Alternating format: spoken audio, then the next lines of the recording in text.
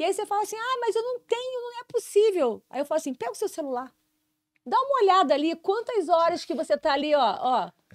Só faz essa análise, né? E que o tempo que você acorda e fica lá na cama, rodando o celular, que quando você vai ver, pulou assim, meia hora, 40 minutos, Fácil. daria tranquilamente para você sair e fazer uma coisa rápida, dar um quarteirão em volta da sua casa, descer a escadaria do seu prédio e voltar.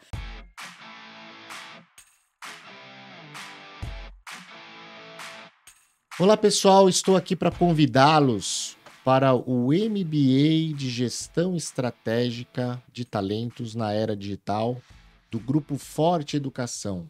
É um MBA de 360 horas, coordenados por mim, com vários professores experts no mercado, e você vai aprender sobre sistema de gestão da qualidade aplicada no RH, ISO 10015, ISO 9001, 5 modelos de níveis de maturidade em T&D, lifelong learning, ferramentas de suporte ao desempenho, feedback contínuo, liderança 5.0, ou seja, um mar de saberes atualizados, tecnológicos, para que você possa fazer a gestão do capital humano de sua companhia de forma excepcional, com alto rendimento, produtividade e eficiência. As inscrições estão abertas, curso MBA reconhecido pelo MEC, sábados quinzenais, 360 horas. A gente aguarda vocês. Abraços digitais. Olá, pessoal. Bem-vindo de volta ao Descomplica T&D, o podcast de treinamento e desenvolvimento humano mais completo do Brasil e também dos países de língua portuguesa. Muito obrigado a todos vocês que mais uma vez nos acessaram para ouvir e, ouvindo, refletir e se desenvolver.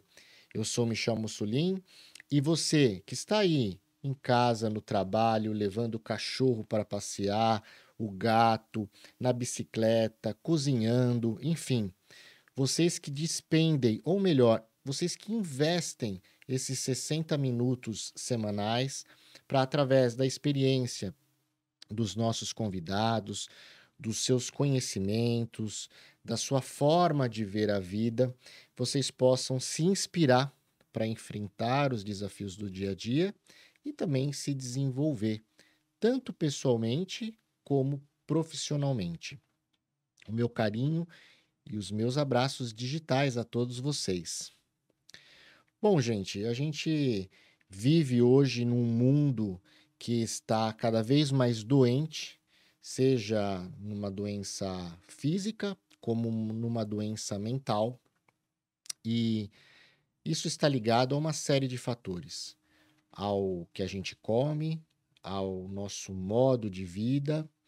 E só para que vocês tenham uma ideia, em estudo recente da doutora Casey Means, médica de metabolismo da Universidade de Stanford, nos Estados Unidos, mais de 60% dos alimentos são ultraprocessados e mais de 70% dos americanos eles sofrem de algum dessas doenças, seja uma pré-diabetes, seja obesidade, seja pressão alta ou seja colesterol alto. Veja, mais de 70% das pessoas têm algum desses sintomas. E o Brasil não está muito longe disso não, né? Apesar da gente ter aqui uma possibilidade de ter alimentos mais saudáveis pela nossa constituição geográfica, de clima, de tempo, a gente está vivendo de uma forma mais longe da saúde. E para falar sobre os impactos do exercício na saúde física, na saúde mental e no desempenho profissional, nós temos ela, que é formada em Educação Física pela Universidade Federal do Rio de Janeiro, possui doutorado em Saúde Pública na Fiocruz, pós-doutorado em Fisiologia em Ambientes Extremos pela Universidade de Portsmouth, no Reino Unido, e é também pós-doutorada em Termografia aplicada ao esporte pela Universidade Politécnica de Madrid. Ela é professora titular da Escola de Educação Física do Exército, professora do programa de pós-graduação Stricto Sensu em Desempenho Humano e Operacional da Universidade da Força Aérea, é professora colaboradora do programa de pós-graduação Stricto Sensu em Ciências do Exercício e do Esporte da Universidade do Estado do Rio de Janeiro e também pesquisadora, colaboradora da CDE, Comissão de Desporto do Exército, e também pesquisadora colaboradora da equipe de voleibol feminino do SESC Flamengo. É também editora-chefe adjunta da Revista de Educação Física, diretora do Departamento de Educação e Prevenção na Sobrasa, que é a Sociedade Brasileira de Salvamento Aquático, palestrante, autora do livro Ciclismo Indoor, Bases Científicas e Metodológicas, e autora organizadora do livro Ciência Aplicada ao Exercício Físico e ao Esporte. Você ouviu até aí, você já deve estar cansado, né? Eu já estou de tanto falar aqui. Espero que isso já exercite os nossos neurônios para a conversa que nós temos hoje. Também, por fim, ela tem o seu podcast, o podcast Dani Mello, aonde você vai encontrar lá entrevistas com personalidades do mundo acadêmico e esportivo. É com grande alegria e honra que nós temos aqui. Damos as boas-vindas à professora, doutora Daniele Mello. Bem-vinda ao nosso podcast. É um prazer tê-la conosco. Muito obrigada pelo convite. Agora o pessoal também vai escutar o Descomplica treinando. É isso aí, tem que treinar. Então vamos complicar o tema, né, da saúde, do exercício e seus impactos, né, na saúde física, mental e, consequentemente, também no dia a dia, o desempenho profissional, né? A gente fala um pouquinho, né, vamos começar descomplicando do básico, do sono, né? A gente já ouvia da nossa avó que dormir cedo, né, acordar cedo, ter uma rotina é muito importante para a nossa saúde, né? E hoje a gente vê uma degradação muito grande, né, da rotina.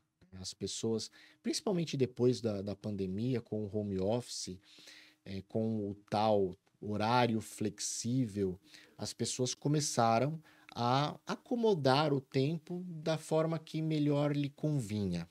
E isso vem afetando, né? A gente vê em números afetando os níveis de ansiedade, os níveis de burnout, enfim, doenças psicológicas, mas também físicas.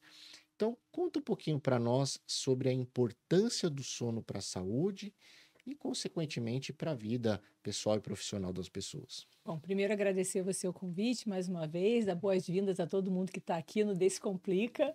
É um prazer estar falando um pouquinho sobre saúde, exercício, e é importante que a gente não dissocie essa pessoa, né? Porque essa pessoa que é profissional, ela não é uma pessoa no trabalho, ela não é uma pessoa em casa, ela é uma pessoa com a sua família, é uma pessoa integrada, né? Então a gente tem muita essa questão corpo, mente, físico, e não, a gente vai ter esse ser humano integrado com as suas, né, múltiplas deficiências e também suas potencialidades.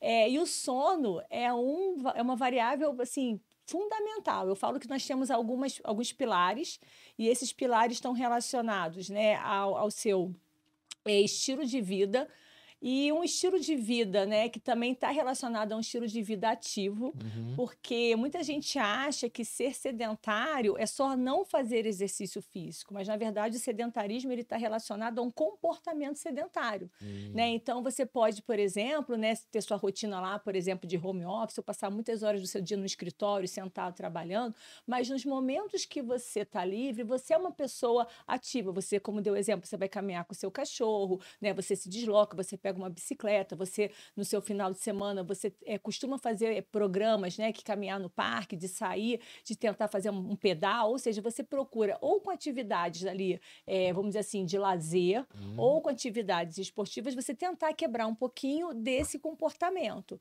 Agora, se você, mesmo no seu tempo livre, você permanece deitado, sentado, frente às telas, frente às mídias, você está ainda potencializando o comportamento ruim, porque você já tem uma carga horária laboral que você fica muito tempo já parado. Sim. E você ainda, no seu momento de lazer, você ainda tem um estilo de vida completamente sedentário. Né? Então, muita gente acha que não fazer exercício só é questão de não ser sedentário, alguma coisa desse tipo. E é importante a gente também separar, porque a gente tem as atividades da vida diária. Né? Então, às vezes, as pessoas não conseguem entrar numa rotina de exercício, mas exercício é uma organização. Então, por exemplo, eu vou fazer uma caminhada. Eu posso fazer essa caminhada de uma forma livre, né? Vou caminhar lá no parque, olhando lá o parque, o meu cachorro e tal, completamente despretensiosa. Isso pode ser uma caminhada como lazer, e aí isso é uma atividade física que eu estou fazendo. Agora, a partir do momento que essa caminhada eu já começo a identificar a distância que eu vou percorrer, se eu começo já a ver quantos passos que eu dei nessa distância, se eu começo a controlar minha frequência cardíaca, se eu começo a sistematizar essa caminhada, se eu tenho um aquecimento, se eu coloco metas para serem alcançadas, se eu vou aumentando aos poucos essa distância ou esse tempo.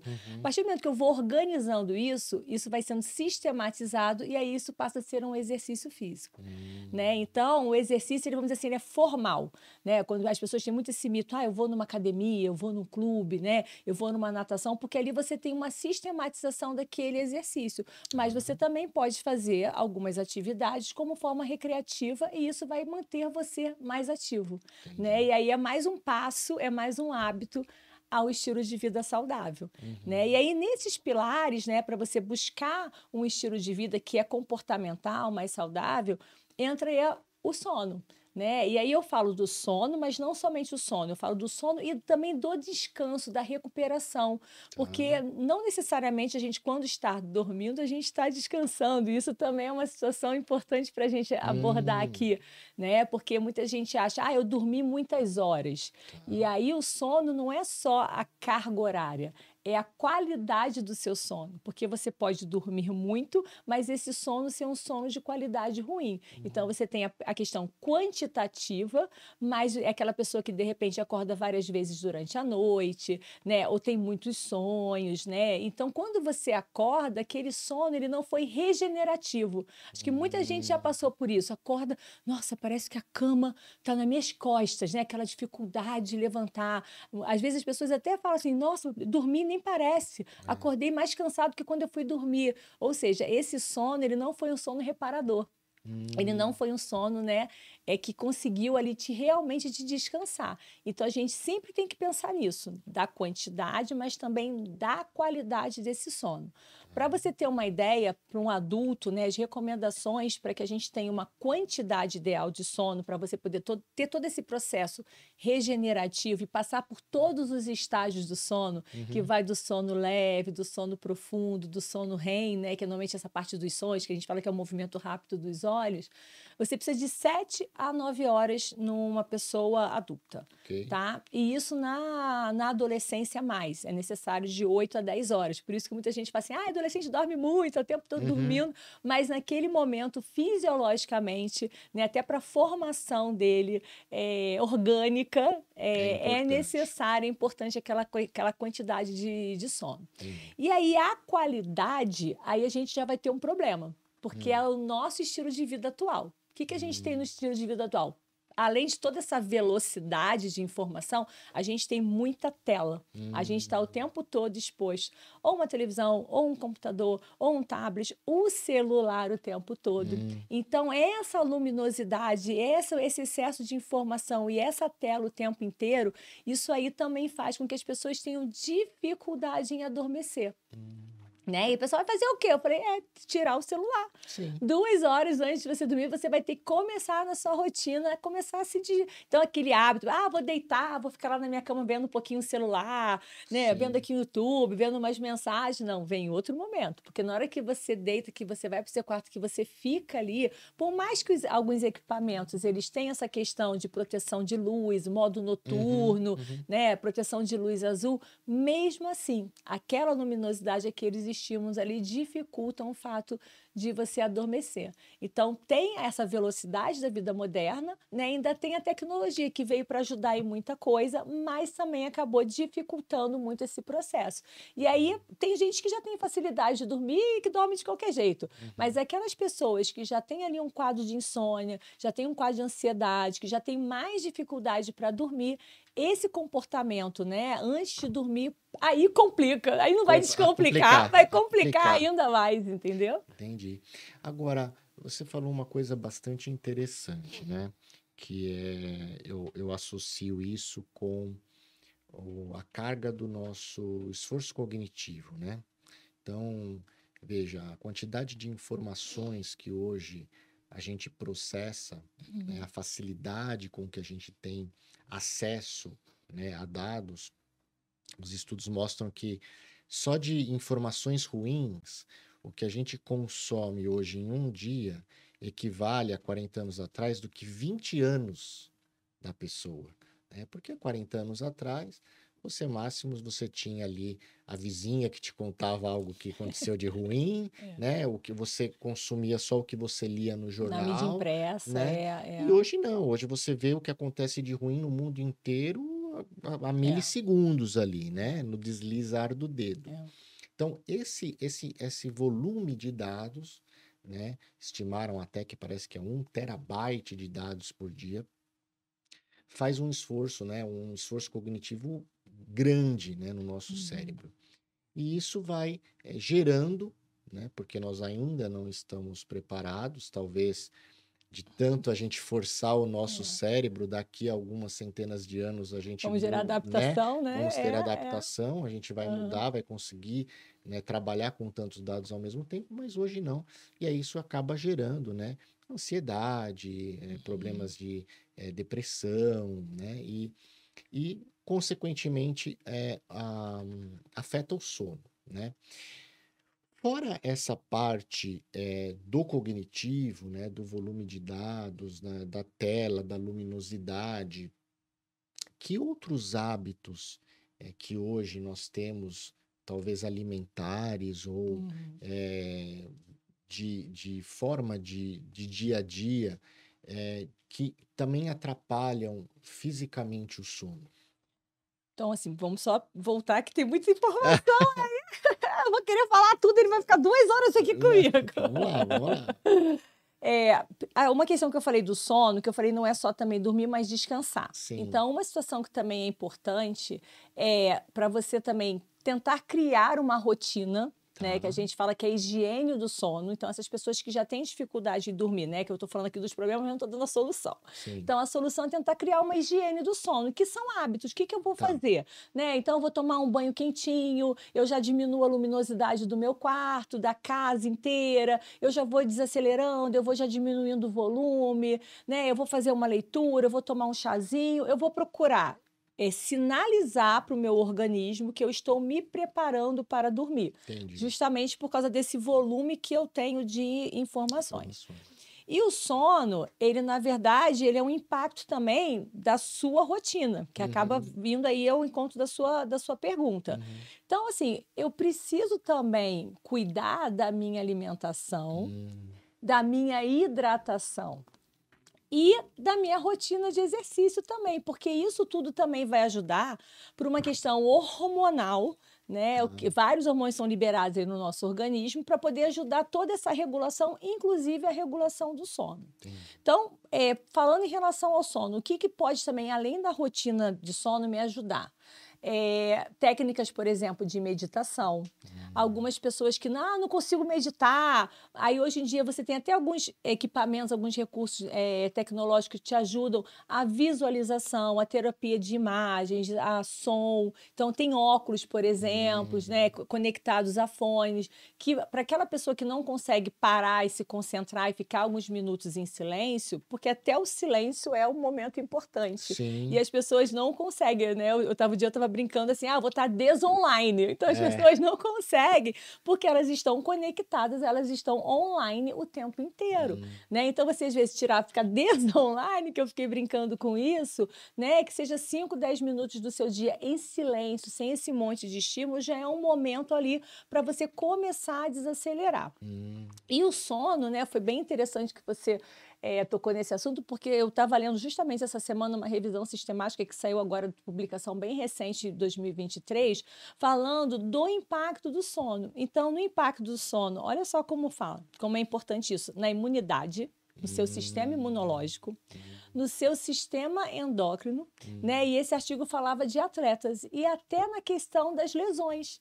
Então, esse atleta que não tem uma boa qualidade de sono, ele tem uma baixa de imunidade, que ele começa a apresentar doenças com frequência, que vai desde processos alérgicos até realmente infecções e outros casos mais graves, ou até mesmo lesões musculares, músculos esqueléticos, que está relacionado lá à prática desse atleta. Olha só a importância do sono, né?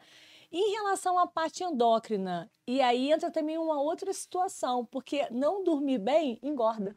Sim. Né? Por quê? Porque é o seu metabolismo endócrino, né? Então, esse estresse que é relacionado por uma noite de sono, né, mal dormida, fora a tua rotina estressante do dia a dia, se essa pessoa também não consegue canalizar esse estresse por meio de um exercício físico, isso aí vai gerando um processo inflamatório no seu organismo, né? E nós temos catecolaminas, que são hormônios importantes nesse processo, para ajudar toda essa, vamos dizer assim, organização, essa regulação metabólica. Né? Então, quando eu estou com esse processo inflamatório aumentado, né, eu vou liberar algumas proteínas inflamatórias, tem a questão do papel do cortisol, que é um hormônio que as pessoas normalmente conhecem um pouco mais relacionados ao estresse, mas ele é meio que um desencadeador daquilo ali, né? Porque ele começa a ativar essas proteínas inflamatórias, e essas proteínas inflamatórias vão comprometendo as funções celulares. Então, a gente vai entrando meio que num ciclo vicioso. E isso aí diminui também a função metabólica. Então, com essa desregulação toda, acaba que você também começa a ganhar um pouco mais de peso. Né? Então, olha só quantos pontos importantes que a gente tem aí, simplesmente falando de uma variável, que é o sono, como que ele é importante. E aí, falar, né, que eu falei da questão, né, das lesões, tudo, eu estou falando em relação ao desempenho físico. Né? Mas aí, vamos pensar em relação ao desempenho agora profissional. Por quê? Porque o sono, ele tem uma questão diretamente relacionada à questão cognitiva. Então, quando você não passa por todas as fases do sono, né? Então, tem uma fase do sono que é importante, que é a fase do sono profundo, que é a fase da memória, é a fase onde você guarda, que você arquiva aquelas informações que você aprendeu, que você consolida aquilo ali, né, ao longo do seu dia. Então, você chegar nessa fase do sono profundo significa que você está ali naquele momento de aprendizado. Né, onde você vai fixar todo aquele aprendizado. Se você não passa por essa fase do sono, se você atropela essa fase, você vai ficar simples com aquela memória ali de curta duração, aquela pessoa que, eu até brinco muito com isso para as pessoas que estudam para concurso público, né, que às vezes acham que estudar de madrugada, que virar à noite estudando, que muitas horas, eu falo, você precisa ter disciplina. E para você ter um bom desempenho cognitivo, o sono é extremamente importante, né? Então, essa desregulação do sono, ela afeta também o seu desempenho profissional, né? Porque você vai ficar realmente, né, mais desfocado, você tem aí uma perda cognitiva, você perde o que a gente chama de pronta resposta, né? Então, você fica com a velocidade, né, das transmissões cerebrais ali também reduzida, né? Então, essa prontidão, essa pronta resposta também fica reduzida, e isso aí vai também comprometendo, né, a sua vida profissional. Nossa, você falou algumas coisas aqui, eu vou tentar fazer um link com artigos que eu li, né? E livros também, né? Inclusive o livro Good Vibes, que acabou de ser lançado, eu recomendo, muito legal. a inflamação, né, eu li que é um aviso, né, vamos falar assim, é um medo bioquímico das células, né, um medo de algo.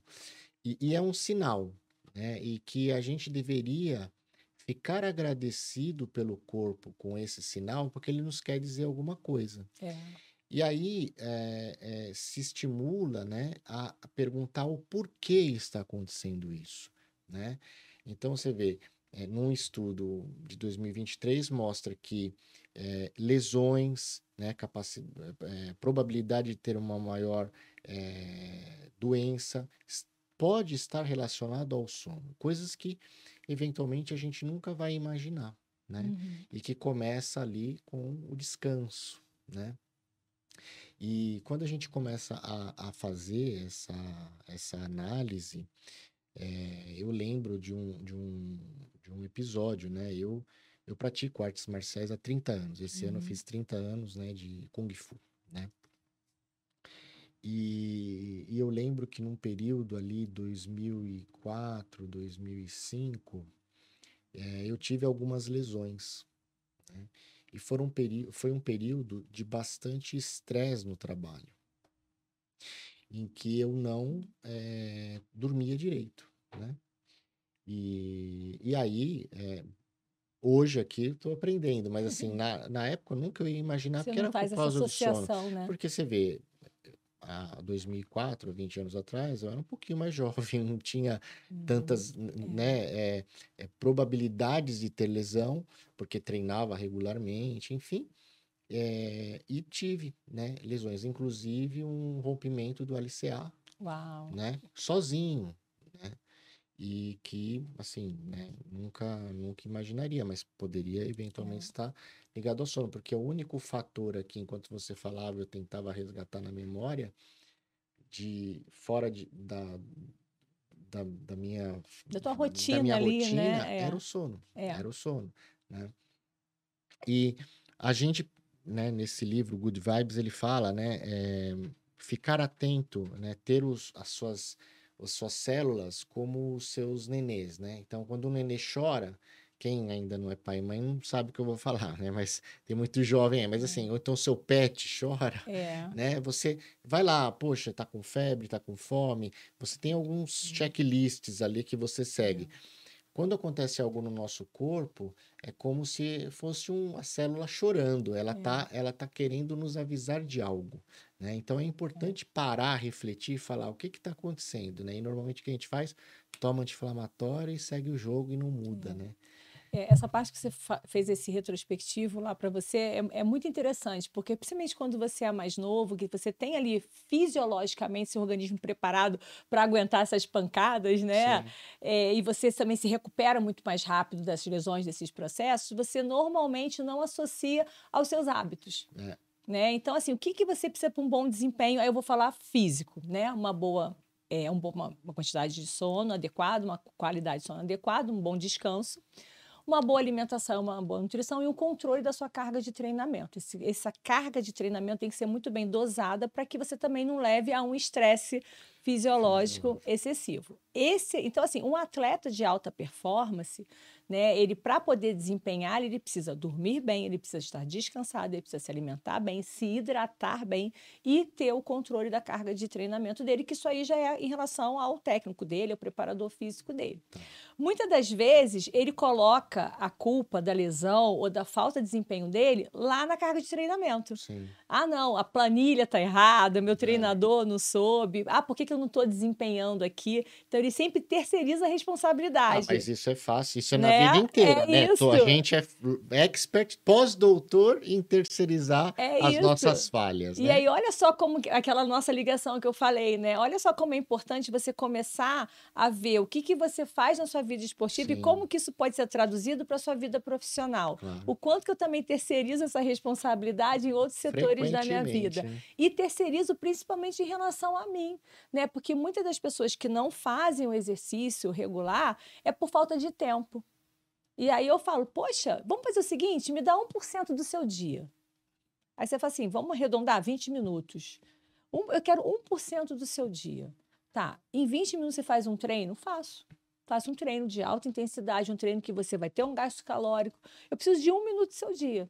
Para a pessoa, o bichinho morder ela, entendeu? Para ela começar a dar o primeiro passo em relação aos hábitos. Que depois que ela vê que é possível entrar na rotina dela, ela começa a sentir os benefícios, ela começa... Inércia, né? Exatamente, sair da inércia, ela começa a despender mais tempo para o exercício, porque ela vê que aquilo está dando um retorno positivo para ela. E aí você fala assim, mas eu não tenho, não é possível. Aí eu falo assim, pega o seu celular. Dá uma olhada ali, quantas horas que você está ali, ó. Só faz essa análise, né? E que o tempo que você acorda e fica lá na cama, rodando o celular, que quando você vai ver, pulou assim, meia hora, 40 minutos, fácil. Daria tranquilamente para você sair e fazer uma coisa rápida, dar um quarteirão em volta da sua casa, descer a escadaria do seu prédio e voltar, descer com o seu cachorro, botar ele para treinar também, né? Fazer alguma coisa rápida para você poder se movimentar. Né? Então, acho que a maior desculpa de todo mundo é a questão da falta de tempo e, na verdade, que eu vejo a falta de você botar a prioridade da sua saúde em primeiro lugar. Perfeito. Né? Porque se você começa a priorizar a sua saúde, você vai vendo que todos os outros setores da sua vida vão ficando harmônicos.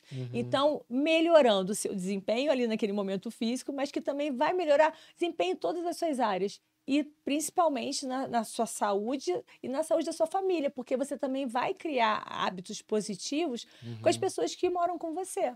Né? Então, você vai construindo um hábito, você vai construindo um estilo de vida mais ativo e isso, com certeza, vai impactar diretamente na sua vida profissional. Não é à toa que a gente vê aí vários presidentes, você é presidente de uma empresa, a gente vê CEO, multinacionais, todos eles fazem o quê? Todos eles têm uma disciplina, todos eles são maratonistas, são triatletas, praticam algum tipo de arte marcial, todos eles, né, têm uma rotina, que isso significa o quê? Você não chegou na posição que você chegou por falta de disciplina. Então, o esporte ele vai te ajudando nisso, a colocando hábito, a colocando disciplina, a colocando prioridades, a saber ganhar, a saber perder, a saber se frustrar. Né? Então, tem tanta coisa que a gente pode tirar de aproveitamento, de aprendizado dessa vida que vai, né, repercutir na sua vida profissional. Pesquisas recentes nos mostram que, atualmente, na nossa força de trabalho mundial, nós temos cerca de 36% de pessoas millennials e 6% de centennials, a geração Z. Em 2030, estima-se que esse número vai praticamente dobrar. De millennials, nós teremos cerca de 55% e os centennials serão 30%. Isso vai representar quase 90% da nossa força de trabalho com pessoas jovens, com visão diferente de mundo. E que desde tenra idade já recebe feedback contínuo. Através dos smartphones, elas recebem notificações a cada minuto de uma atualização, seja dos seus comentários, dos seus posts, dos seus programas favoritos, da sua música nova que foi lançada. E quando elas entram no mercado de trabalho, nesse nosso mundo paralelo, elas acabam recebendo feedback de seus gestores apenas uma vez por ano. Algumas vezes, 2 vezes por ano. E muitas vezes sem o detalhamento correto. Porque como nós vamos lembrar de tudo o que aconteceu durante o ano? Pois é. Então, desta maneira, nós estamos lançando a nova versão do Performance 6, com a funcionalidade do gerenciamento contínuo de desempenho, que é uma somatória do feedback contínuo que já existia na nossa plataforma, com as avaliações de competência e resultado, que poderão agora ser feitas durante os one-on-ones. Além de tudo isso, será possível também mudar as metas e indicadores se isso for necessário. Porque no mundo atualizado, digital, dinâmico que nós vivemos, muitas vezes será necessário que a gente mude a nossa rota. Fora tudo isso, se houver uma necessidade de criar um plano de desenvolvimento individual, A nossa plataforma conta com um módulo de aprendizado completo, que abraça e abarca todas as funcionalidades do modelo 70-20-10. Seja o aprendizado formal através de um LMS, que tem gamificação, seja com o modelo de aprendizado social ou com a base de conhecimento que compõe todas as funcionalidades necessárias para o suporte ao desempenho, o aprendizado on the job, durante o momento em que o colaborador esteja trabalhando e necessitando desse aprendizado. É por tudo isso que a gente sempre diz que na Micropower o futuro do TI&D começa aqui. Agende conosco uma apresentação e já mude o seu status quo, o status quo da sua organização já. Não espere 2030. Vamos agir de forma proativa e preventiva para que a gente possa desenvolver os nossos talentos. Abraços digitais. E fazer musculação à noite atrapalha o sono? Depende da intensidade. Na verdade, assim, não é o fato da musculação. Eu acho que isso também é uma questão importante, que muita gente acha que o treinamento de força tem que ser feito na musculação ou na academia. E aí algumas pessoas também colocam desculpa nisso. Ah, eu não gosto de academia. Aí eu falo, quem disse que para você treinar força tem que ser na academia? Essa aí é para você, hein, mãe? Olha aí, mãe! Não gosto de academia. Ninguém disse que para treinar força você tem que estar na academia. Isso aí são mitos. Tá. Né? São aquelas desculpas. Então, você pode fazer treinamento de força dentro da sua residência. Então, pode falar para sua mãezinha aí que ela não tem Dona desculpa. Milka, olha aí, tá?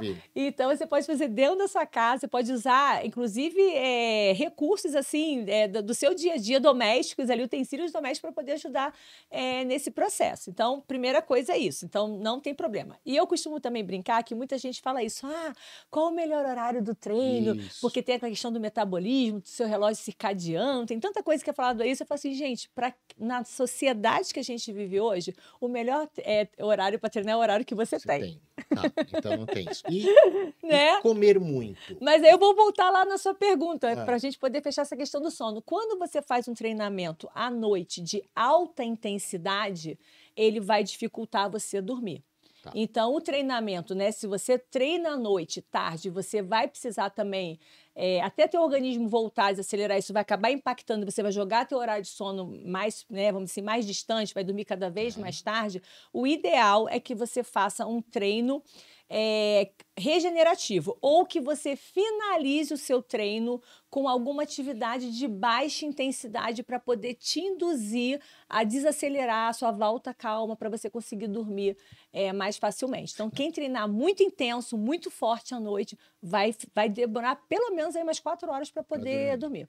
Então, só para agora você falou uma coisa nova para mim. Se eu estou fazendo um exercício de alta intensidade à noite. Isso. E procurar no finalzinho dele. Ficar aí pelo menos, destinar 20 a 30 minutos para uma volta calma, para alguma coisa para poder desacelerar. Esteira, bem leve, bem relaxante. Isso diminui o tempo para o meu corpo acalmar. Isso, acalmar. Tá. Isso. E se você tiver, isso também é uma outra dica importante, aquele dia que foi muito estressante, muito pesado no trabalho, que você tá, né, a 1000 e tá, mas você quer manter a disciplina e você quer treinar, nesse dia você provavelmente não vai render bem no seu treino. Tá. Então, assim, não se culpe, faça um treino leve. Faça um treino faça aí uma coisa bem mais tranquila. Nem que você mude. Ah, eu gosto de treinar força e hoje eu vou nadar, né? Hoje eu vou fazer uma caminhada. Eu adoro correr, mas hoje eu vou só caminhar. Para você poder não brigar. Sem que aquilo que você falou, a gente vai aprendendo a identificar os sinais do nosso organismo. Sim. Então, esse dia que foi muito estressante, que eu estou muito fadigada, e a questão da fadiga central tem uma interferência direta na parte, né, física. Tá. Então, a chance de você, por exemplo, se lesionar nesse dia, de você não render e você ficar ainda mais frustrado porque você não conseguiu render da forma que você renderia, é pior. Então, que você faça nesse dia, que você mude e faça uma coisa mais confortável, que vai te ajudar. Comer jantar, né? Que o pessoal fala, vou lá e janto, né? Bastante à noite. Isso impacta no sono?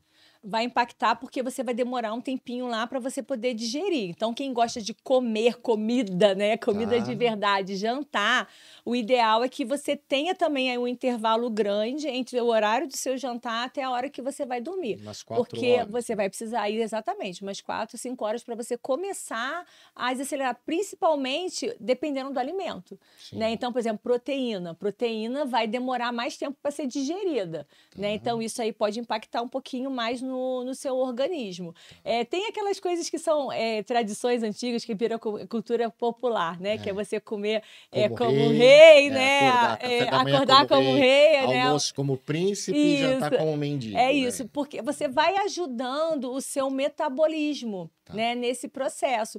Mas eu acho que a gente também tem que respeitar a nossa fisiologia, né? Porque cada um tem sua rotina, cada um tem seu relógio biológico. Tem gente que rende melhor à noite, tem gente que rende melhor de manhã, tem gente que só consegue dormir lá para meia-noite. Ok, se você conseguir dormir de meia-noite, mas colocar lá de 7 a 9 horas de sono, ok, não tem problema. Você não tem que, não, todo mundo tem que dormir até 10 horas, né? A gente sabe, até mesmo pela função do tipo de trabalho, trânsito, deslocamento. Então, a gente tem que entender a nossa fisiologia.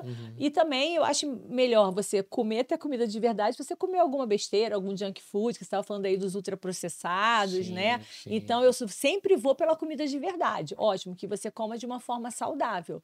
Agora, sabendo que dependendo da quantidade e do tipo, né, como foi composto ali o seu prato, isso vai dificultar um pouquinho por causa do processo digestivo. Só para a gente finalizar essa primeira parte e para a segunda, quando você falou que proteína, né, demora mais para ser digerida, mesmo a proteína em forma de whey? Não, que essa aí é mais fácil. Tá bom. Os shakes, essa parte aí, carne, exatamente, uma carne, um bife, um frango, né? Alguma coisa. Até o peixe já é mais leve, né? Mas estou falando, quando a gente tem aí os suplementos, eles entram justamente como uma opção. A pessoa precisa até repor uma carga horária, uma quantidade de calorias que ela não conseguiu repor com a alimentação dela, até mesmo por causa da rotina, né, ao longo do dia, e ela toma um desse suplemento que ela vai conseguir fechar essa quantidade calórica e isso não vai impactar tanto no organismo dela. Então, ela consegue tomar esse shake, por exemplo, e depois ir dormir. A gente falou muito sobre o sono, da importância sobre o sono, né? De você ter uma qualidade do sono, não só a quantidade de horas, porque isso acaba, no final das contas, impactando o seu dia seguinte inteiro, né? Quando você não descansa bem, o seu corpo vai pedir, entre aspas, vou falar de uma forma simples, né? Mas assim, algo como um calmante. Aí você vai acabar comendo um chocolate, comendo algo doce para trazer, né, uma certa tranquilidade para o corpo. E aí já começou a afetar a qualidade da sua alimentação, porque você vai se entuchar de tranqueira, e aí você vai aumentar o seu índice glicêmico bastante, você vai sentir mais fadiga, aí você não vai querer fazer exercício, e aí você vai entrar num ciclo vicioso, né, e degradativo da sua vida. E aí, você não dormindo bem, o que acontece ao longo do dia? Você fica à base de cafeína, e essa cafeína acaba também comprometendo você ao final do dia para você conseguir desacelerar e dormir novamente. Então, e uma coisa que também acho que é importante colocar aqui, na verdade, eu queria colocar duas situações. Falei da cafeína, falar da importância da hidratação. Porque muitas das vezes a pessoa também está se sentindo sonolenta ao longo do dia. E ela acha, né, que é porque ela não dormiu bem e vai para a cafeína, mas muitas das vezes essa sonolência é porque ela não está bem hidratada. Tá? Então, isso também é importante, cuidar da sua hidratação. Hidratação não é só beber água, né? A gente precisa repor eletrólitos. Esses eletrólitos, eles são, principalmente nos dias mais quentes, que a gente está passando por um momento de onda de calor, né? Eu estou em São Paulo. Eu vim com casaquinho fino. Porque eu sou carioca, vim de casaco, porque nem tinha necessidade. Você vê a diferença, né? Então, como é que a gente tá, né? A gente tá agora, mês de junho, e uma onda de calor. Então, essa questão a gente acaba desidratando mais. As pessoas que estão no ambiente controlado, indoor, com ar-condicionado, né, por não ter essa percepção externa, acham que não estão desidratando, mas estão desidratando.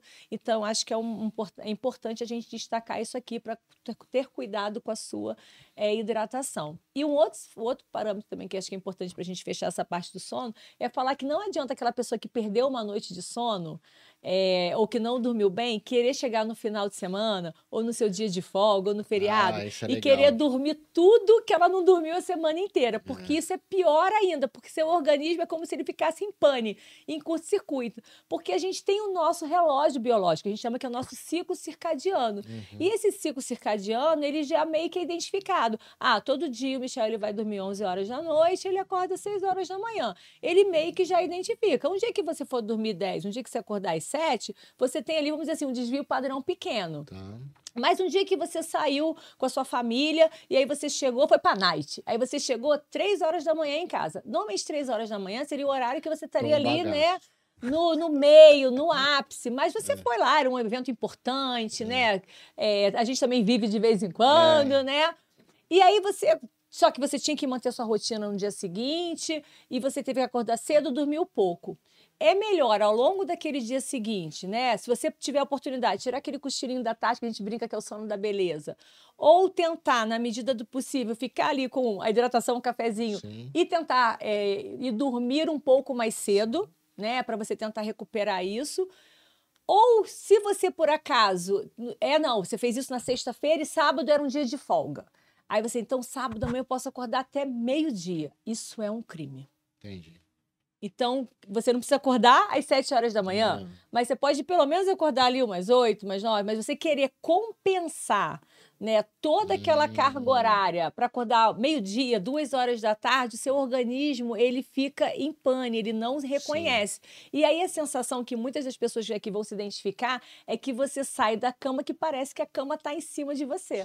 Você fica arrastado ao longo do dia, né? Você fica sonolento, você fica lerdo, que a gente brinca, né? Você fica cansado, você fica... você não tem vontade de fazer nada, você quer ficar deitado o dia inteiro, porque seu organismo ele não está entendendo bem e a compensação dele é tipo assim, deixa eu desacelerar ele. Né? Então é melhor você acordar próximo ao seu horário. Então, se você foi dormir às 6, você acordava às 6. Você pode dormir até umas 8, acorda, vai fazer sua rotina, de preferência vai fazer uma atividade ao ar livre, se expõe ao sol, que isso vai ajudar a regular também o seu metabolismo. E aí depois à tarde tira um cochilinho, depois à noite vai dormir novamente no seu horário para o seu organismo ele ajustar. Quando você foge da rotina e tenta compensar tudo, aí ele entra como se fosse em pane mesmo. Muito bem. E vamos falar então sobre a termografia do exercício. O que é isso? Conta para nós. Bom, a termografia ela é um método de avaliação, né? Um método de avaliação metabólica. Então, o que a termografia ela mede? Na verdade, ela mede a temperatura da sua pele, tá? E para isso, eu preciso de uma câmera, que é uma câmera específica, que é uma câmera que tem essa leitura infravermelha, tá? Então, ela é um método de avaliação que a gente fala que é não invasivo, porque você não tem contato com a pessoa, né? Ela é muito rápida, porque eu preciso de uma fotografia somente, né? E aí eu tenho alguns padrões de posição, porque essa fotografia, essa avaliação, eu tenho tanto a parte qualitativa, que eu vou olhar aquela imagem, a partir da variação da temperatura, das imagens ali da pele, eu vou dizer o que está acontecendo, mas eu também tenho uma avaliação quantitativa, porque eu pego aquela imagem, eu coloco no software, e aí eu vou processar aquela imagem, e aí ela vai me dar um resultado quantitativo. E aí ela vai me dizer exatamente assim, olha, o nosso organismo ele é assimétrico, é normal, a gente tem assimetria, função, né, até das nossas atividades laborais mesmo, da nossa dominância, né, se você é canhoto, se você é destro, isso tudo vai interferir. Só que você tem algumas assimetrias que são consideradas normais, né? Tem uma variação ali até 5 graus, 0,5, que é considerado normal, uma assimetria que não tem problema, mas quando vai passando dessa temperatura, você está tendo aqui algumas compensações. Por que esse lado que a temperatura está tão aumentada? Por que esse lado que a temperatura está tão reduzida? O que está levando a essa alteração metabólica? Por que o corpo está respondendo dessa forma? E aí tem várias situações. Pode ser uma lesão musculoesquelética, pode ser uma lesão neural, pode ser um processo inflamatório, pode ser uma reação metabólica, né? Então, a gente tem a termografia sendo utilizada em várias situações. Era utilizada na medicina veterinária, era utilizada na medicina, inclusive, para acompanhamento de cirurgias cardíacas, porque você consegue ver em tempo real como que está a perfusão sanguínea naquele momento, né? Ela foi muito utilizada na área da engenharia, né? O pessoal ainda usa hoje para obra para ver se tem, né, algum vazamento, alguma coisa desse tipo. Então, assim, ela tem múltiplas, né, utilizações. Só que na parte esportiva, ela vem crescendo muito nos últimos 20 anos e as aplicabilidades também no esporte vêm cada dia se apresentando de forma mais diferente, né? Então, basicamente, o que a gente faz com a termografia no esporte? Eu consigo utilizá-la para duas formas, para ver a termorregulação, para ver como que meu organismo está se ajustando com essas variações da temperatura que acontecem durante o exercício, durante o movimento. Isso pode ser influenciado, por exemplo, com a vestimenta, pode ser influenciado por um tipo de tênis, por um tipo de meia, né? Então, a vestimenta ela pode facilitar ou não a sua transferência de calor com o meio. E a termografia vai mostrar isso para mim. Olha, eu vou te colocar sob exercício intenso. E ao final disso, a sua temperatura da pele, ela está tranquila, teve pouca variação, você conseguiu fazer uma boa troca de calor com o meio, legal. Mas dependendo da roupa que você está usando, né, vestimenta fica muito técnico, né, da roupa que você está usando, do tecido, da composição desse material, você pode, aquilo pode guardar calor. Pode dificultar a troca de calor com o meio. E aí, quando eu dificulto a troca de calor com o meio, eu tenho o meu calor metabólico, que é gerado pelo movimento, pelo exercício, né, produzido pela ativação muscular, e ainda tenho o calor ambiental. Então, imagina a junção das duas, do calor metabólico aumentando e o calor ambiental aumentando. É como se eu tivesse um carro lá que vai superaquecer. E aí eu vou chegar, né, em quadros que aí podem levar a doenças do calor, que vai desde hipertermia, desidratação grave e as consequências disso, que vai desmaio, convulsão, hiponatremia e algumas outras consequências desse tipo. Né? E a outra área da termografia, a gente usa muito em relação, que eu falei, da carga de treinamento. Né? Então, eu consigo ver como que está a musculatura, se aquela musculatura está fadigada e se aquela variação da temperatura, que é normal, com o treinamento físico, aquela temperatura está aumentada, mas aí, mais uma vez, esse aumento da temperatura é normal, é aceitável ou está em excesso? Porque quando ele passa ali, quando ele está próximo de 1 grau, ou quando ele passa de 1 grau, eu já começo a ter áreas ali que eu chamo de alerta. Então, assim, essa área aqui é o que eu chamo de pré-lesão. Essa área aqui, ela não está, ela está muito mais aumentada do que essa, porque eu tenho desequilíbrios musculares. E aí, se esse aqui está mais, por exemplo, sua coxa direita está muito mais aumentada do que a coxa esquerda, a chance que você tem aqui de se lesionar na direita é muito grande por uma carga de treinamento. Aí, eu identificando isso, o que eu faço? Eu faço prevenção.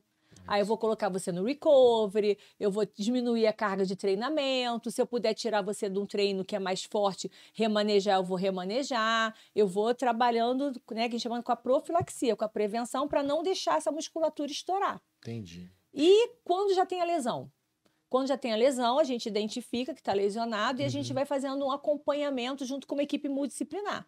Então, é o preparador físico, é o fisioterapeuta, é o médico do esporte, todo mundo ali trabalhando integrado, né? E aí a gente vai fazendo avaliações que vão ser mais assim periódicas, semanais, que a gente vai também ajustando, porque a pessoa lesionada, ela tenta compensar tudo para a perna que não está lesionada. Eu falo que parece uma torre de Pisa, né? Então, você está aqui, a pessoa fica tombada para o outro lado, né? Então, você acaba também levando um estresse na perna que está de apoio, se você por acaso estiver usando muleta, se for um caso cirúrgico. Então, a gente vai trabalhando, vendo essas compensações e depois que a perna vai voltando, por exemplo assim, foi um joelho, um pé, alguma coisa desse tipo, né?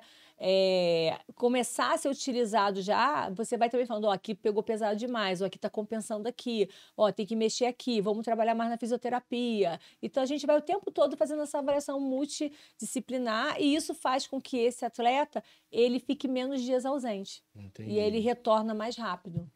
E aí, a aplicação, além de avaliar a questão muscular, esquelética e pontos de possível lesão, existe algum estudo de alguma correlação de certas áreas mais quentes do corpo com patologias imunológicas ou não?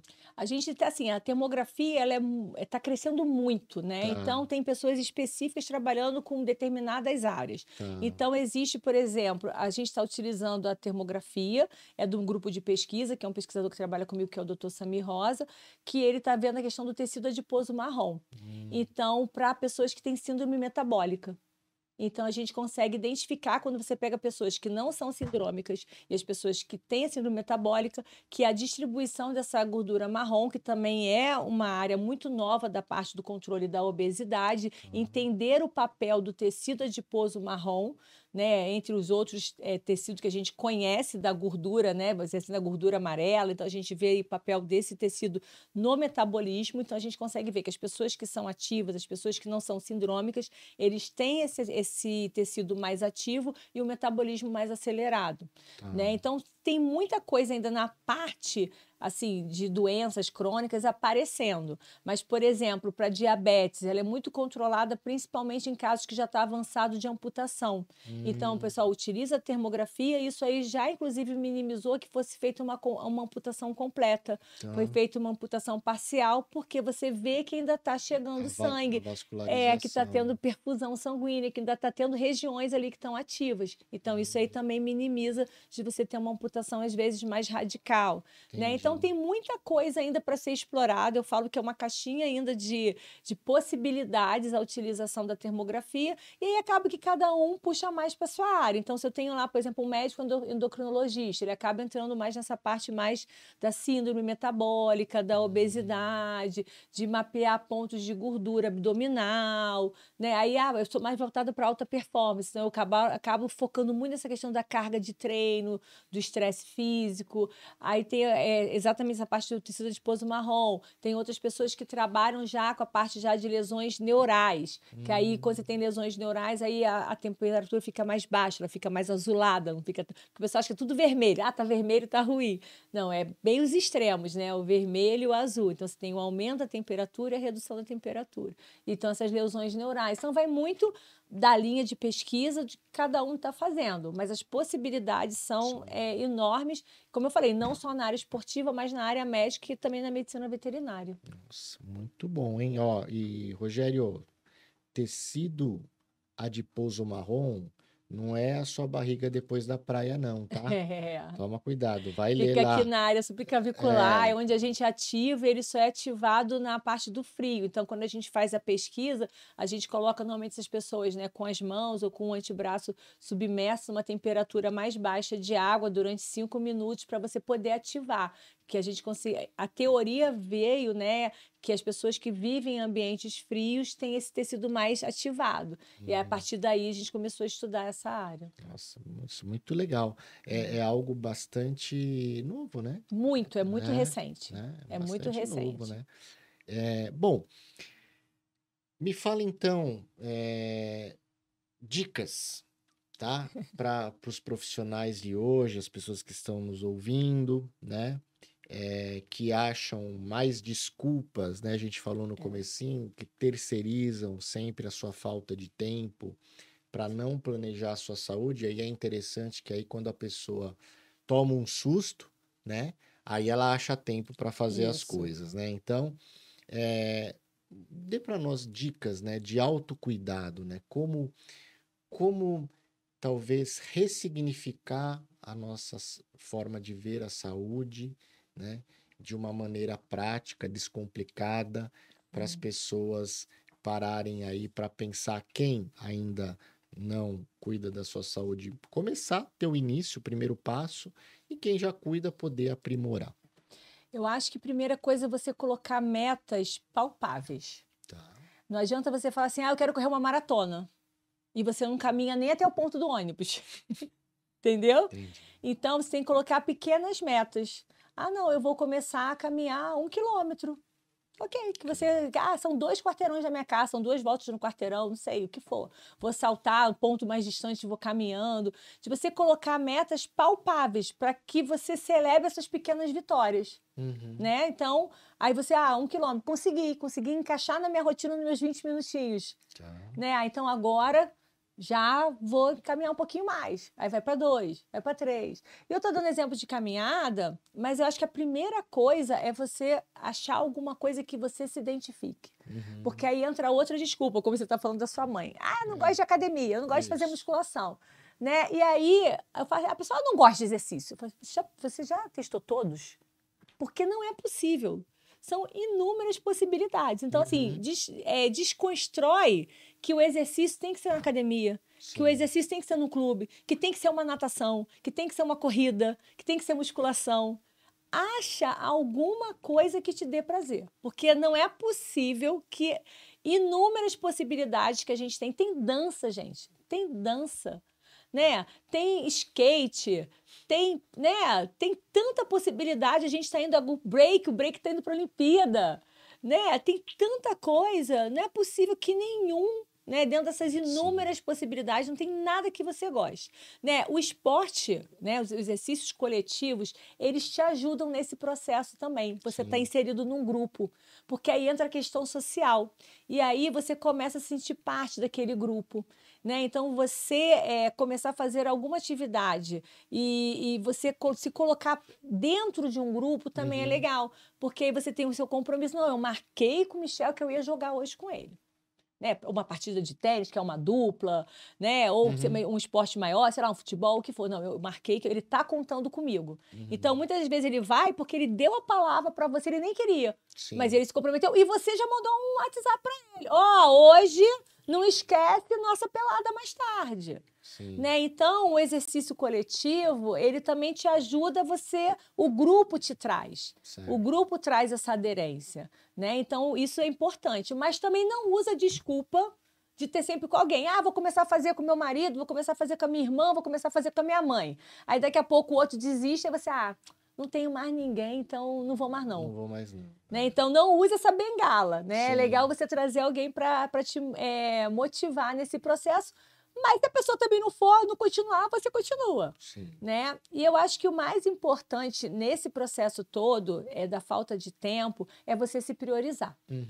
E eu falo que em alguns momentos a gente tem que ser egoísta, né? Porque as pessoas acham que falar não é egoísmo. Eu falei, mas é um egoísmo positivo, né? Porque muitas dessas pessoas que não fazem exercício, que falam que não tem tempo, é que eu falo que está fazendo o trabalho dos outros. A sua mochila está mais pesada do que os outros. Então, aprenda a delegar na sua casa, no seu trabalho, na sua vida, porque você provavelmente não está com tempo, porque você deve estar fazendo o trabalho de alguém que não é seu. Então, aprenda a delegar, aprenda a se priorizar nesse processo, aprenda a ver o quanto que a sua saúde é importante. E não é só importante para você, é importante para os seus familiares, é importante para a sociedade. Né? Olha o que a gente tem de impacto aí no sistema de saúde em relação às doenças cardiovasculares, em relação às doenças crônicas não degenerativas. Né? Você deu dados aqui no início falando dos Estados Unidos, os casos de obesidade no Brasil já estão ficando muito parecidos. Né? Não só a obesidade, as doenças cardiovasculares são as que ainda mais matam no mundo, é primeiro lugar sempre. Né? Então, você pensar nisso, aquilo que você falou, né? Não tomar um susto, não esperar o susto vir. Né? Você pensar o quanto que você está contribuindo para isso. Às vezes é um estalo, né? Às vezes você nasceu um filho, você fala assim, nossa, eu não estou conseguindo nem ficar agachado, nem correr atrás do meu filho, isso está me dando algum alerta, algum sinal. Será que eu quero isso? Será que eu quero que meu filho tenha esse comportamento igual ao meu? Será que não é importante para mim também criar isso? E eu quero ver meu filho mais tarde, né, vivo, bem, saudável, ativo. Então, assim, você tem que ver o que vai despertar, qual é o que vai doer lá, né? Na hora que o sapato está apertado, o que está doendo, para saber o que vai te motivar a mudar essa situação. Porque a gente precisa criar hábito. E aí, ia ser persistente. E aí, muitas das vezes, as pessoas falam assim, ai, chato, ai, eu não gosto. Aí eu falo assim, a gente faz só o que a gente gosta? Você vai no dentista porque você gosta? Não, né? Alguém gosta de ficar lá com aquele motor? Mas você precisa ir, Sim. né? Então eu falo, gente, bem-vindo à vida adulta. A vida adulta é você ter responsabilidades. A gente não faz. Quem faz o que gosta é criança, mimada. Sim, Né? Que a gente sim. tem que dar uma sacudida de vez em quando. Então, assim, não é fazer só o que você gosta. Às vezes você precisa fazer alguma coisa que é importante para você. E o exercício, um estilo de vida saudável, ativo, não é importante só para você. Você está cuidando de você, mas você está cuidando a todo mundo ali ao seu redor. A sua família vai ficar melhor, os seus amigos, né? Os seus próximos ali vão ficar melhor. E você vai estar ajudando você, a nossa sociedade, e você vai ser uma pessoa muito mais produtiva, muito mais feliz, muito mais bem-humorada, né? Então vai impactar em vários outros setores da sua vida. Então você vai virar muito mais descomplicada, porque a pessoa que não faz exercício, ela é complicada, ela é mal-humorada, ela é difícil, né? É verdade. E ela acaba, né, nesse hábito, né, de não se cuidar. Se a gente pensar um pouquinho agora filosoficamente, né, ela acaba mostrando esse lado também nas relações pessoais e na relação profissional também, né? Porque ela acaba sendo uma pessoa mais fechada, uma pessoa que não é aberta ao novo, né? Não é uma pessoa flexível, né? Então ela acaba se enclausurando, né, no seu modelo de vida e carregando muitas vezes o peso do outro, né? Porque ela não delega, ela não sabe partilhar, ela acha que se ela não fizer, nenhum outro consegue fazer, né? E isso existem sim implicações, conscientes ou não, mas no dia a dia do trabalho, né? Com certeza. Se você for pensar nas valências que a gente vai desenvolver no exercício físico, são valências que você vai reproduzir na sua vida profissional. Sim. Se eu falar assim, estou desenvolvendo força, você vai ser uma pessoa muito mais forte, muito mais determinada para a tomada de decisões. Com maior resiliência, né? Se eu falar um exercício de endurance, um exercício de resistência, né? Olha só o que isso aí, você de repente uma semana que você tem que fechar meta, bater, processo e tal, você consegue, você tem resistência para aquilo ali. Né? A flexibilidade você desenvolve no exercício, não é só a flexibilidade de movimento, mas essa flexibilidade de você abrir mão até das suas convicções e escutar o outro, né? Conseguir aceitar um ponto de vista diferente do outro. Então tem tantos benefícios assim, de algumas qualidades que a gente desenvolve no exercício que você reproduz diretamente para a sua vida profissional, que eu só vejo realmente coisas positivas. Não estou falando porque eu sou profissional, não, hein? Não estou passando, não, mas tenho certeza que vai todo mundo ter um impacto muito positivo na sua vida. Se você deseja acessar um canal sobre casas inteligentes, com apresentação de dispositivos que tornam seu dia a dia mais fácil, dicas de automação, explicações como tornar sua casa mais digital e ter acesso a tutoriais e muito mais, acesse Makers Vault no YouTube.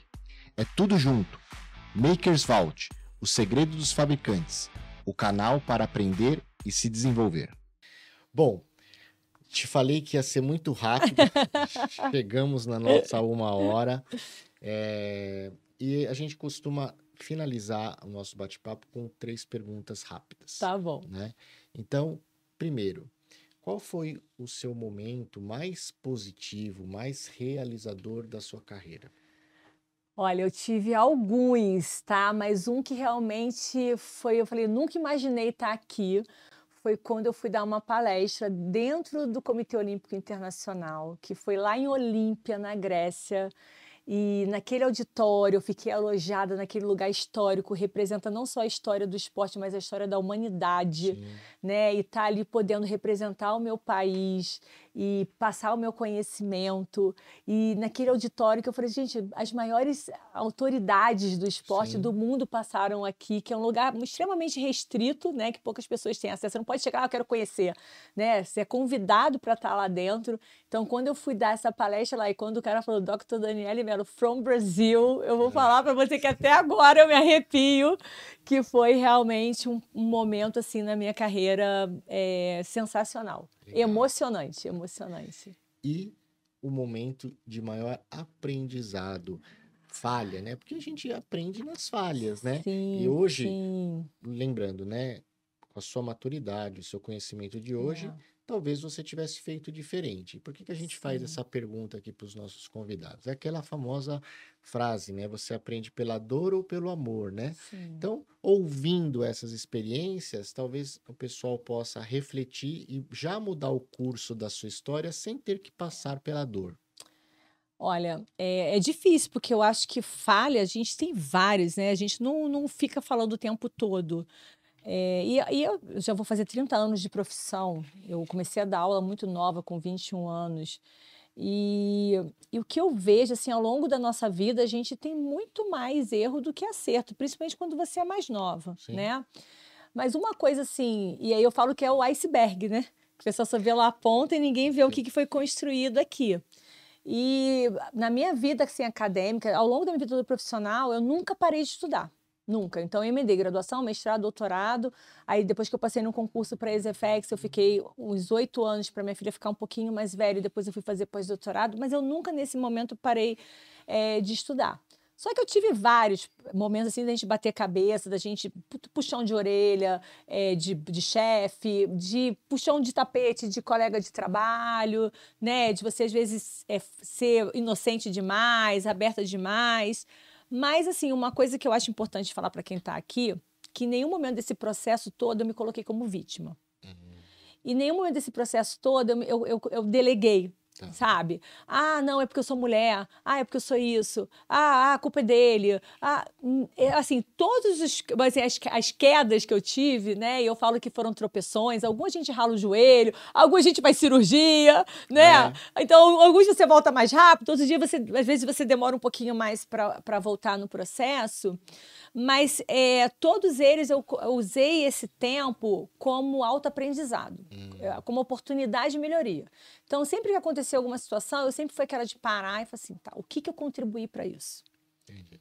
Qual foi a minha parcela? Qual foi a minha parcela para isso? Que é você refletir sobre você, não é também puxar a culpa toda para você, mas é você se colocar de fora como uma boa pesquisadora, né? Você se distanciar do problema. Analisar o fenômeno. E analisar. Deixa eu ver os envolvidos aqui nisso, né? E aí usar aquilo ali como oportunidade de aprendizado para que você não cometa o mesmo erro lá na frente, né? Então, eu acho que ao longo da minha vida eu sempre usei isso, né? Eu sempre foquei e ir para frente. Eu falo que o céu não é o limite. Então, eu sempre foquei a pessoa, a minha meta é lá e eu vou para minha meta e nada vai tirar meu brilho no olhar e é isso que eu quero. Então, eu nunca deixei isso me afastar do meu objetivo, nunca me vitimizei da situação e sempre aproveitei isso como oportunidade para poder melhorar e de aprender. Vou falar que, e aí, no dia seguinte, não. Às vezes, no dia seguinte, você levanta, tá tudo bem, às vezes você demora uma semana, às vezes você demora um mês, né? Dependendo do impacto, aquilo vai, né? Você vai ter que digerir mais aquela situação ou não, e que também faz parte do processo, a gente não pode ignorar. Né? Não pode fingir que não aconteceu. Mas, assim, se tiver que chorar, chora. Se tiver que espernear, grita. O exercício me ajudou muito nesse processo para fazer a catarse. Então, quando minha cabeça estava a mil, eu ia correr. Né? Eu ia correr, eu ia surfar, né? Eu ia meditar, ia fazer yoga para poder também, não era só coisa que me acelerasse, mas coisa que também me trouxesse esse equilíbrio. Então, esse contato com a natureza, o surf ali no mar, eu acho que isso também te dá muito. Quando você está ali na praia, cara, eu não controlo o mar, eu não controlo a onda. Não posso controlar, adaptar, né? Pode ser que um dia eu entre, pegue altas ondas, pode ser que no dia seguinte eu entre e não consiga surfar nenhuma, que eu caia em todas, né? Então, quando você está nesse ambiente, você consegue entender que tem coisas que você não controla, que não dependem de você. Então, o que eu posso controlar, o que eu posso fazer da minha parte, e o que é do outro que realmente eu não tenho como mudar o outro, o que não depende de mim.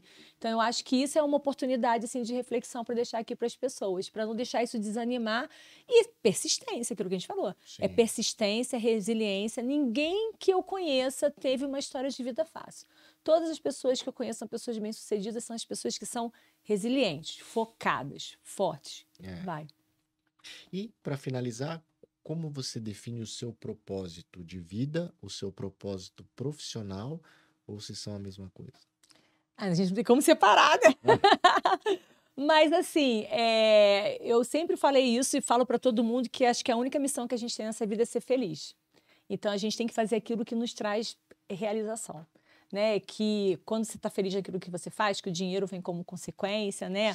Suas realizações vão acontecendo como consequência. E que as pessoas também não coloquem como sucesso só a questão financeira. Né? A gente tem que ver o sucesso numa questão muito maior. O que é ter sucesso para você? Às vezes ter sucesso para você é simplesmente ter mais tempo com a sua família. Sim. Poder sair do trabalho mais cedo e poder usufruir mais tempo com a sua família. E que está tudo bem.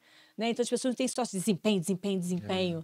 Né? Acho que essa questão profissional aqui do seu podcast são desempenho financeiro, desempenho profissional, desempenho físico. Não, às vezes um bom desempenho para você, o sucesso para você são outras questões. A gente tem que respeitar o que é sucesso para cada pessoa. Mas uma coisa que eu sempre coloquei é isso, que você seja feliz.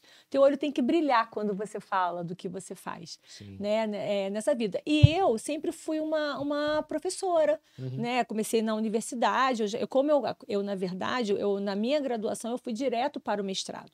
E no meio do meu mestrado, como na época tinha uma demanda das universidades de contratar mestres e doutores, eu fui contratada, na época, pela Universidade de Estácio de Sá, que era uma universidade privada, que tem aqui em São Paulo também. Eu nem tinha acabado meu mestrado ainda, eu ainda era mestranda, né? Então eu comecei a dar aula muito nova, muito cedo, e fui construindo uma vida acadêmica. E, assim, o que eu vejo na minha missão, eu uso a educação, porque eu trabalho com as pessoas, né? Só que eu vejo essa educação hoje de uma forma muito maior. E o que eu posso falar, né, aqui, de deixar de mensagem, o que eu vejo diferente na minha história é a forma como que eu me conectei com as pessoas ao longo da minha vida, né? Porque se eu tivesse lá, eu coordenadora de curso, você é um aluno meu, simplesmente quando eu vi, o Michel é um aluno, tá? Vem aqui, me deu problema, fiz requerimento, tá? Tchau. Né? Ou uma questão burocrática, ou em sala de aula, se eu me distanciasse, eu sou a professora, eu sei tudo, você não sabe nada, que você é aluno, de repente eu não teria construído as conexões que eu construí. Né? Então, cada pessoa que sentou ali na minha sala de coordenação, cada aluno que passou pela minha sala, eu procurei conhecer, entender, me conectar, saber um pouquinho mais. Tanto que eu tenho vários amigos hoje, que são meus amigos pessoais, que foram meus alunos, né, na graduação, no mestrado, doutorado, porque eu acho que eu sempre respeitei e olhei realmente, né, para cada pessoa que estava ali na minha frente. Como pessoa. Como pessoa, não era mais um número ali na minha sala, né? Então eu acho que isso aí foi a minha diferença na minha vida, que por meio da educação eu consegui me conectar com diferentes pessoas ali. E eu acho que o meu propósito maior hoje é, por meio da educação, né, ajudar a educar, prevenir, né? Que é o lema da Sobrasa, prevenir é salvar. Né? Só que na Sobrasa a gente fala de prevenir é salvar em relação ao afogamento, que a gente está salvando vidas. Mas por meio da educação eu posso também salvar vidas construindo hábitos, um estilo de vida mais ativo. Legal. Muito obrigado. Obrigada. Foi um prazer tê-la aqui conosco no nosso podcast. E para vocês todos que mais uma semana estão aqui conosco, muito obrigado por ouvirem o podcast Descomplica TID, o canal que colabora na sua evolução pessoal e profissional e também com o aumento dos níveis de maturidade em treinamento e desenvolvimento humano do mercado brasileiro. Deixa aí o seu review, ligue o sininho. Como sempre, a gente responde com o maior prazer. Até o próximo episódio. Fiquem com Deus. Abraços digitais.